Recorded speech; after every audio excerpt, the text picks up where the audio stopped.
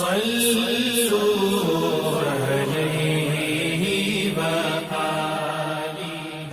اکرم صلی اللہ علیہ وآلہ وسلم نے وحی کے رک جانے کے زمانے کے حالات بیان فرماتے ہوئے کہا کہ ایک روز میں چلا جا رہا تھا کہ اچانک میں نے آسمان کی طرف ایک آواز سنی اور میں نے اپنا سر آسمان کی طرف اٹھایا۔